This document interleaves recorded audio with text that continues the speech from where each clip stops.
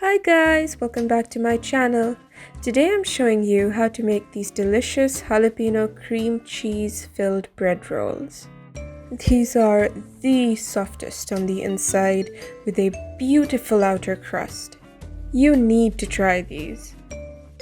I made 8 and they were gone within the hour. So let's get started guys. So in a bowl I'm adding 1.5 cup of flour, then adding 1 tablespoon of yeast and 1 teaspoon of salt. Now I'm just mixing these dry ingredients. I'm adding some hand warm water, but I'm not pouring it in all at once. It's important to mix in a little water at a time to get a soft and wet dough. This is what we want. Cover and leave the dough to rise for about 2 hours. Meanwhile, let's prepare the cream cheese filling. So to a bowl, I'm adding some cream cheese, grated mozzarella cheese, and chopped jalapenos. I'm seasoning with pepper and salt. Then I'm simply mixing the ingredients and I'm going to set these aside for later.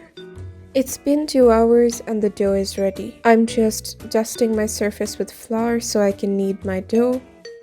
Knead till it's no longer sticking to your hands. Don't add too much flour or it will become too dry.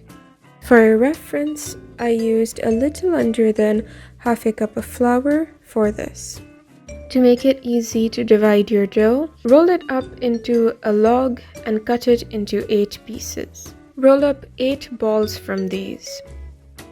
Guys, I cut mine into 16 pieces by accident. That's why I'm using 2 pieces to roll a ball at a time.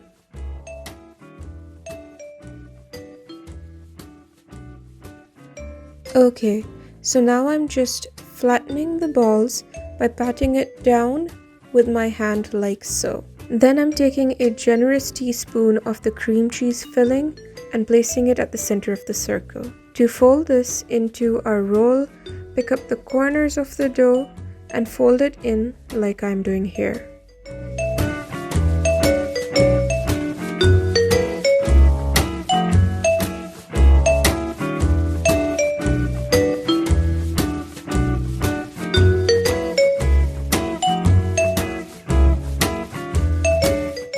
Now I'm placing the rolls on a tray with parchment paper and giving them a light egg wash. To make this egg wash, just beat 1 egg and mix it with 2 teaspoons of water. The rolls are now going in the oven. Let's prepare our garlic butter. You'll need 2 tablespoons of butter, dried oregano, dried parsley, garlic powder. Melt these in a microwave and add 2 tablespoons of olive oil. My bread rolls are now out of the oven and I'm going to dip each bread roll in the garlic butter.